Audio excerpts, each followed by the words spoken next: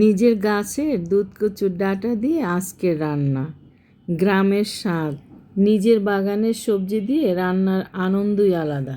এই দুধ কচু গাছ বারান্দার টবে বা ছাদে যে কোনো জায়গায় লাগিয়ে রাখলে আর মরে না। যত কাটবেন অতই আবার গজাবে। 2-3টি গাছ টবে লাগিয়ে রাখলে বাজার থেকে আর কচু শাক কিনে আনতে হবে না। কাটা হয়েছে, এবার ধুয়ে পরিষ্কার করে 1 কাপ পানি সামান্য লবণ দিয়ে আধা সিদ্ধ করে নিচ্ছি। শাক সিদ্ধ হতে হতে আমি আর এক চুলাতে 5 ফোড়ন, 1টা রসুন থেতো করে দিয়েছি, পেঁয়াজ কুচি, 2টো শুকনো মরিচ, কয়েকটি চিংড়ি মাছ ভেজে নিয়ে 5 ফোড়ন দিয়ে দিচ্ছি। 1 চা চামচ করে পেঁয়াজ, রসুন ও জিরা বাটা দিয়ে দিলাম। মশলা ভাজা হলে 1/2 চা চামচ হলুদের গুঁড়া দিয়ে দিলাম। সব কিছু ভালোভাবে নেড়ে চেড়ে একবারে ভেজে নিতে হবে। সিদ্ধ করে রাখা কচুগুলো দিয়ে দিলাম।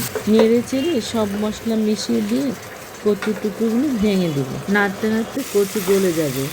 গলা হলে কিছুক্ষণ নেড়ে চেড়ে ঝোল শুকিয়ে পাতলের তলায় লেগে আসলে সামান্য পরিমাণে চিনি দিয়ে নামিয়ে নেব।